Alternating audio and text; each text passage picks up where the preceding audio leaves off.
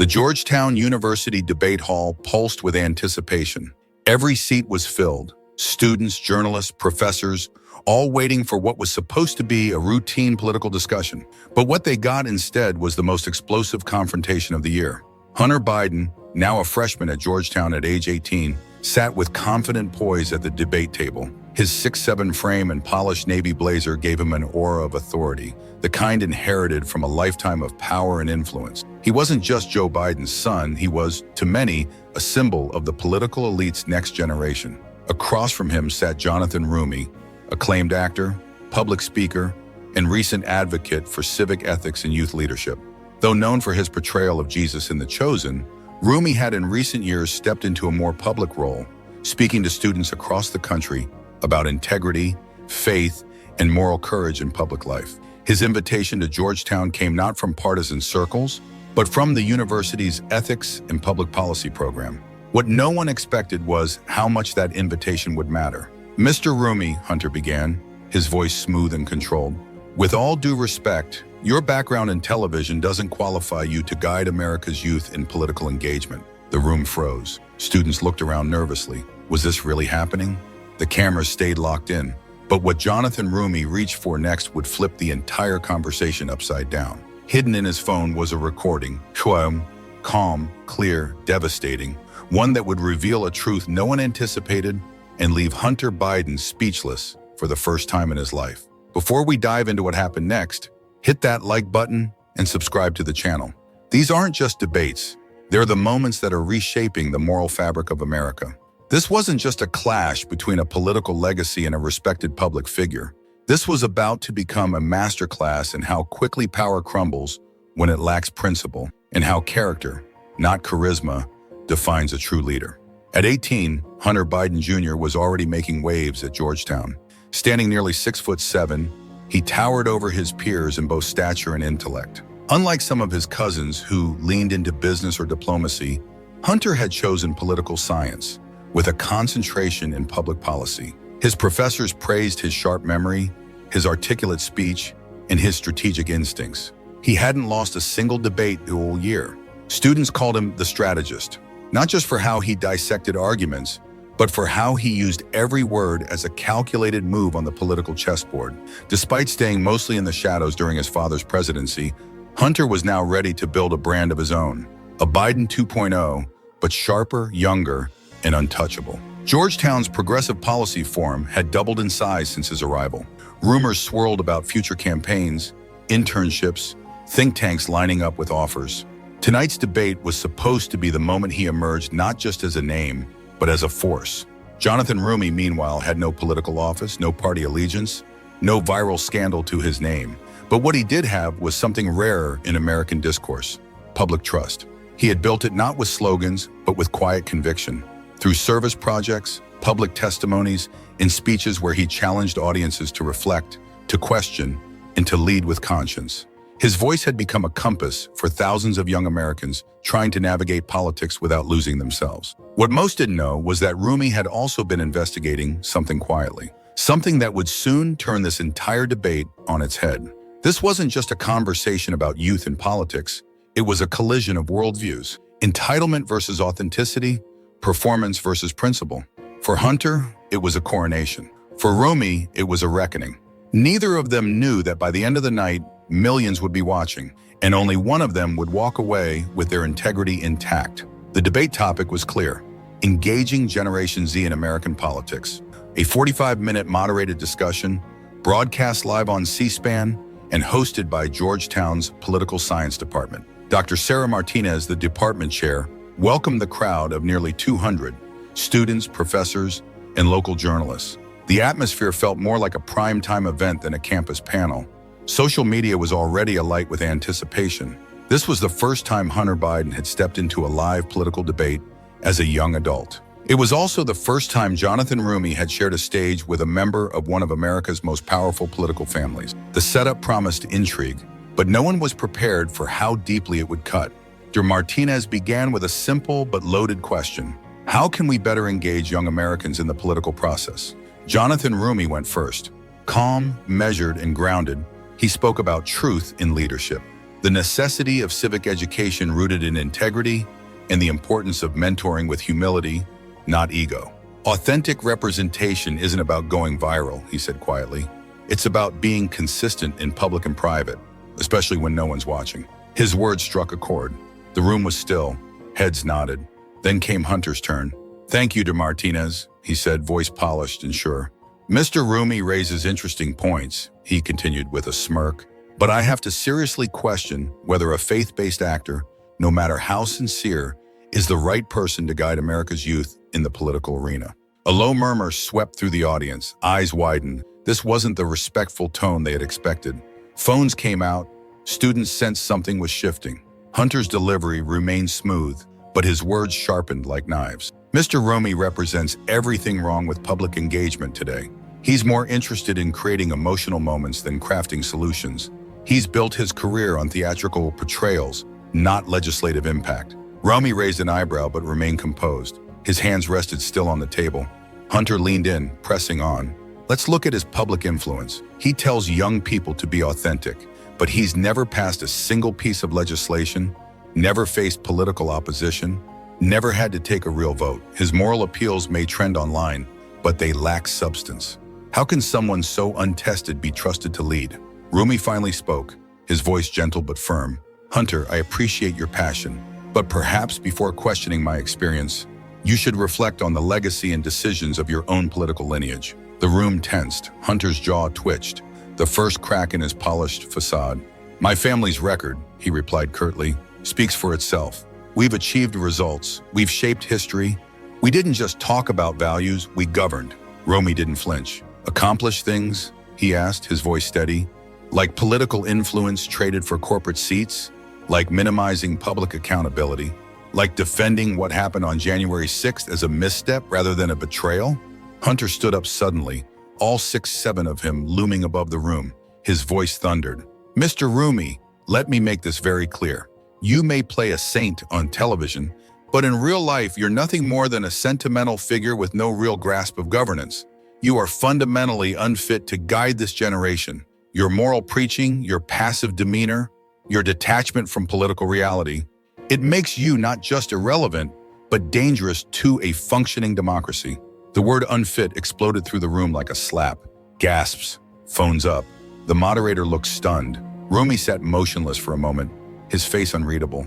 Then, without changing tone or posture, he reached into his jacket pocket and retrieved his phone.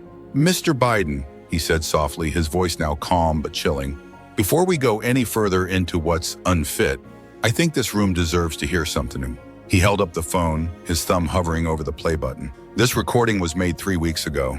I believe it's highly relevant to our discussion today, and to the very heart of what leadership looks like when no one is supposed to be listening." The auditorium froze. Even the press lowered their cameras. All eyes turned to Hunter. His confident grin faded. "What are you doing?" he asked, his voice cracking ever so slightly. Roumie looked at him, then turned toward the crowd.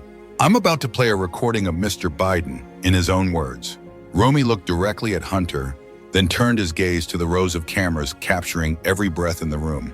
"I'm about to play a recording," he said evenly, "that reveals exactly what kind of political engagement Mr. Biden has been participating in. Not on this stage, but behind closed doors." He tapped the play button. The speakers crackled to life, the audio crystal clear. Within seconds, everyone in the room recognized the voice. Hunter Biden, casual, confident, and completely unguarded. "Look, I don't actually believe half the stuff I say in these debates. It's all about positioning for the future. These Georgetown kids eat up the constitutional talk, but it's just theater. Dad taught me, you say whatever gets you power, then you do whatever you want with it." A quiet gasp rolled through the audience like a wave. Several students froze mid-recording. Others looked to the moderator, who sat frozen, mouth slightly open. Then came a second voice, likely the student journalist. "But what about your actual beliefs? What do you really stand for?" Hunter's voice returned. "Honestly, I think Dad went too far with a lot of things. The election fraud stuff, January 6th, total disaster. But I can't say that out loud. The base would destroy me. So I play the part, build my brand, and later I'll pivot when it's safe." You could hear the room breathing. Slow, stunned, disillusioned. The recording continued. And people like this Roumie guy, he's actually really smart. His ideas aren't radical at all, but calling him unfit and dangerous gets a reaction from our crowd. It's optics. You have to understand, politics isn't about truth anymore. It's about narrative, and the Biden narrative needs an enemy. The final section hit the hardest. The funny part is, I agree with Roumie on a bunch of things. Climate change, criminal justice, some of the economic stuff too. But I'll still stand up and call him extreme, because that's what wins. You don't tell people what's real. You tell them what they want to hear. Then silence, deafening, thick. No one moved. No one spoke. For the first time since arriving at Georgetown, Hunter Biden looked shaken, pale, diminished. His tall frame, once commanding, now slouched under the weight of his own exposed deception. He looked like a boy caught rewriting the rules of a game he thought he had mastered. That recording, he stammered, struggling to regain his footing, is from a conversation. Jonathan didn't flinch. You had 3 weeks ago, he finished calmly, with a Georgetown journalism student, a student who was writing a profile on you, a student who believed the public had a right to know who you really are when the cameras aren't rolling. Roumie rose to his feet, and somehow the height difference between them disappeared. His presence now towered. Mr. Biden, he said, his voice resonating with quiet force, you called me unfit to guide America's youth. You questioned my character, my qualifications, my integrity. But this recording makes something very clear. You don't even believe your own attacks. He took a step forward, his tone sharpening just enough to strike. You admit I'm qualified. You admit you agree with my views. You admit you misrepresent me because it plays well with your crowd. You turn public service into a stage. You turn civic trust into a marketing plan. The audience was spellbound. Phones were raised. The moment was being recorded from every angle, but no one interrupted. So tell me, Roumie asked, now with righteous conviction in his voice, who is really unfit? He let the words hang in the air. Is it the man who's been speaking from conviction, trying to raise awareness and challenging young Americans to lead with integrity? Or is it the young candidate who admits to lying to his peers, manipulating his audience, and building his future on deception? Hunter opened his mouth, but nothing came out. His usual fluency failed him. Roumie's voice grew softer, but each word struck harder. You speak of constitutional values, but the foundation of our democracy isn't just paperwork. It's honest discourse. It's leaders who mean what they say, even when it's unpopular. It's people who serve the truth, not those who use it as bait. The Georgetown students, many of whom had admired Hunter Biden's sharp mind and commanding presence all year, were now seeing him in a completely different light. Whispers of disbelief rippled through the hall, growing into audible murmurs of disappointment. I didn't mean, Hunter finally managed to say, but his usual polished eloquence had vanished. He stumbled over words that once flowed with practiced ease. Jonathan Roumie didn't raise his voice. He didn't move closer. He simply spoke the truth. You didn't mean for people to hear your real thoughts, Roumie said quietly. You didn't mean for your constituents, because that's what these students are, future constituents. To know that you see them not as citizens to serve, but as audiences to manipulate. He turned to the C-SPAN cameras, and then to America. This is exactly what's broken in our politics, Roumie said, his voice ringing with moral clarity.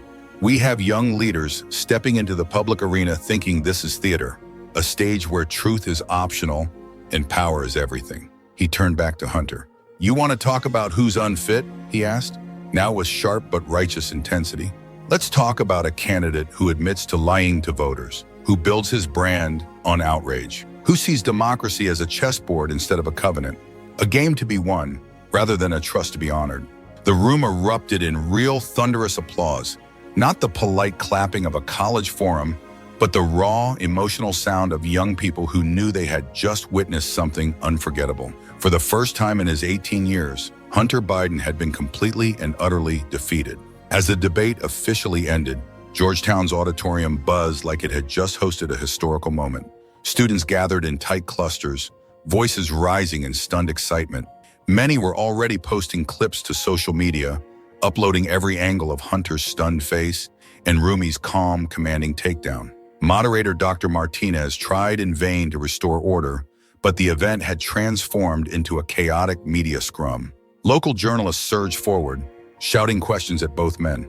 Hunter gathered his papers in silence, his hands trembling slightly. The towering figure who had once owned every classroom, every podium, now looked like a boy shrinking beneath the weight of his own words. "No questions," he mumbled, as campus security led him quietly through a side exit.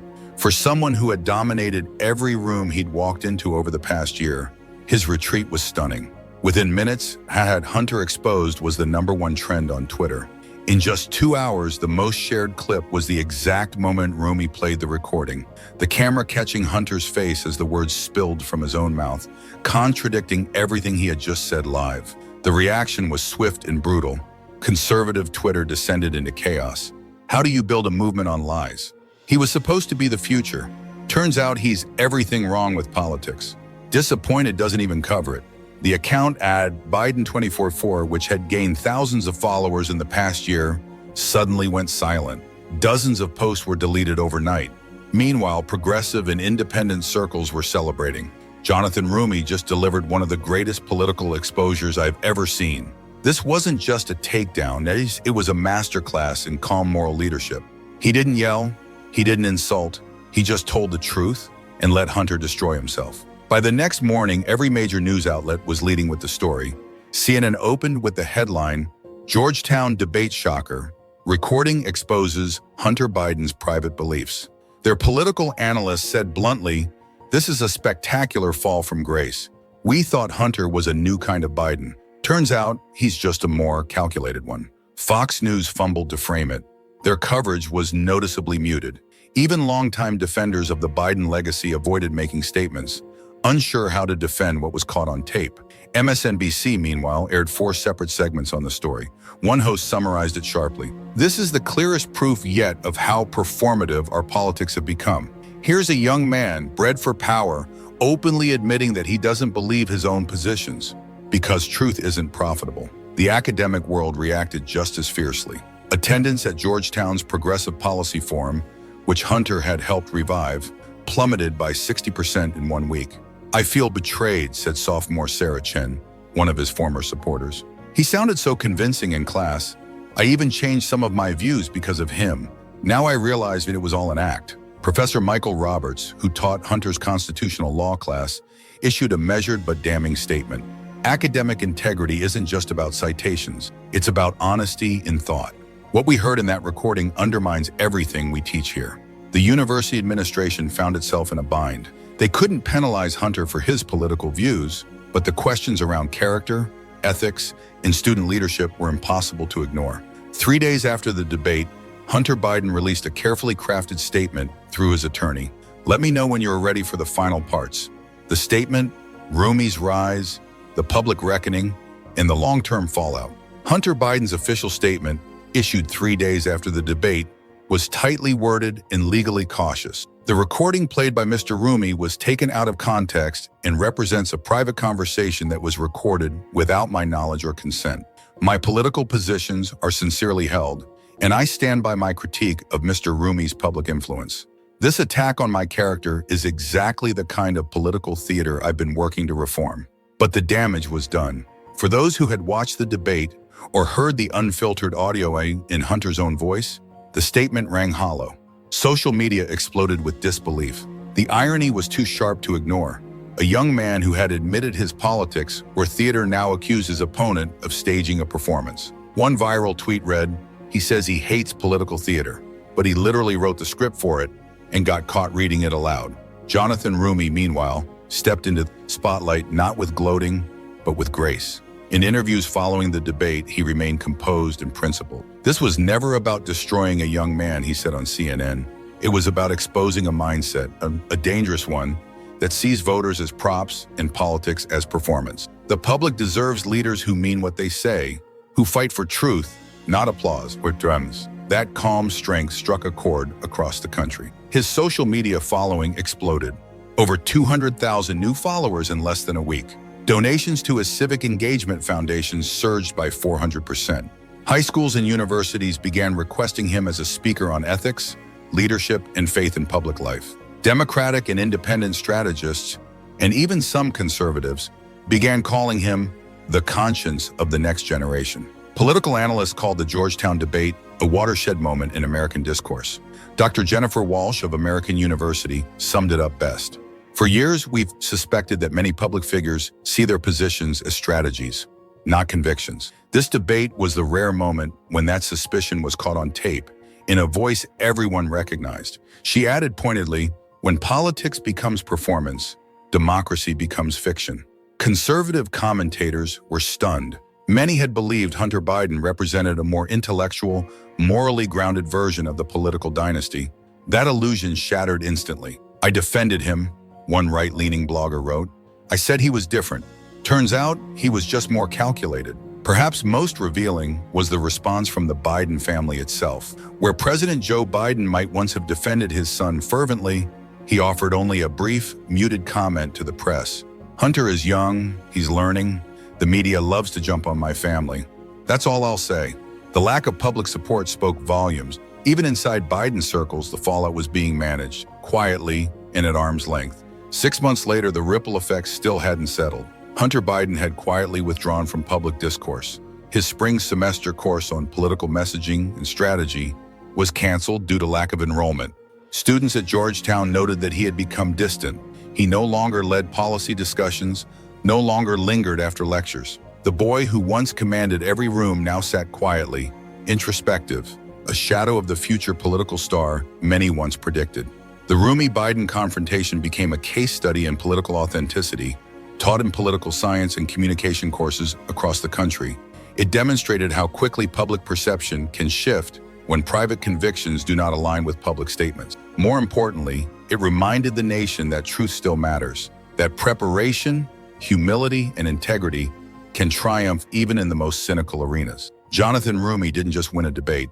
He restored faith in what leadership could be and reminded a generation that politics isn't meant to be a game. It's a calling, and it's sacred.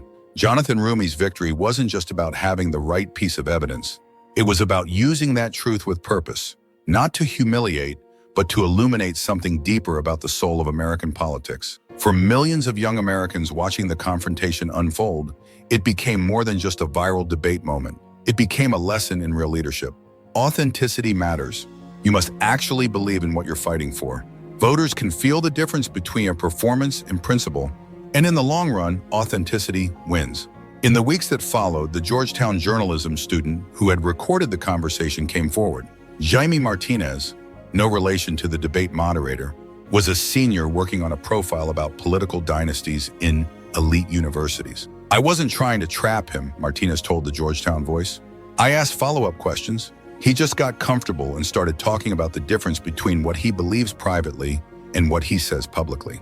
I felt like students deserved to know who they were really supporting." The ethics of the recording sparked their own debates about journalism, privacy, and transparency. But few disputed one simple truth. The moment Hunter Biden publicly attacked someone else's integrity, his own became fair game. Jonathan Roumie's performance, or rather his presence, catapulted him into a new level of national influence. Within a year, he was being discussed as a potential Senate candidate by independent coalitions and even moderate Democrats. His public engagements doubled, from universities to leadership forums across the country. His debate clip was added to multiple political communication courses, taught as a textbook case in strategic integrity. One professor summarized it like this: Roumie didn't just defend himself, he reframed the entire conversation. He showed how calm conviction, paired with careful preparation, is more powerful than charisma or confrontation. 2 years later, in a rare and candid interview, Hunter Biden reflected on the incident. "It was a wake-up call," he admitted. "I learned there's a difference between treating politics as performance and seeing it as public service. If you're going to lead, your private beliefs have to match your public voice, because the truth, it always finds a way out." Whether this reflection represented genuine growth or another polished pivot remained to be seen. But one thing was certain: Hunter Biden never fully recovered. As for Jonathan Roumie, the confrontation had become a turning point in the national conversation about character and politics. He didn't raise his voice, he didn't insult, he let truth speak for itself, and it echoed far louder than any slogan or speech. He exposed cynicism, defended his integrity, and gave America a masterclass in what it means to stand your ground with humility and grace. The recording that changed everything didn't just halt one young man's ambition, it reminded the country what authentic leadership looks like. This confrontation proves just how quickly the tables can turn when preparation meets opportunity. If you want to see more powerful moments like this, where truth confronts power and principle defeats performance, make sure to subscribe, like, and turn on the notification bell. Comment below, do you think Hunter Biden can ever recover from this disaster? Or is his political future finished? Share this video with anyone who needs to see what real political accountability looks like. Because in a world of noise, the quiet force of truth still matters. And that's what democracy should look like. 2 years later, in a rare and candid interview, Hunter Biden reflected on the incident. It was a wake-up call, he admitted. I learned there's a difference between treating politics as performance and seeing it as public service. If you're going to lead, your private beliefs have to match your public voice, because the truth, it always finds a way out. Whether this reflection represented genuine growth or another polished pivot remained to be seen. But one thing was certain, Hunter Biden never fully recovered. As for Jonathan Roumie, the confrontation had become a turning point in the national conversation about character and politics. He didn't raise his voice, he didn't insult, he let truth speak for itself, and it echoed far louder than any slogan or speech. He exposed cynicism, defended his integrity, and gave America a masterclass in what it means to stand your ground with humility and grace. The recording that changed everything didn't just halt one young man's ambition, it reminded the country what authentic leadership looks like. This confrontation proves just how quickly the tables can turn when preparation meets opportunity. If you want to see more powerful moments like this, where truth confronts power and principle defeats performance, make sure to subscribe, like, and turn on the notification bell. Comment below, do you think Hunter Biden can ever recover from this disaster? Or is his political future finished? Share this video with anyone who needs to see what real political accountability looks like. Because in a world of noise, the quiet force of truth still matters. And that's what democracy should look like.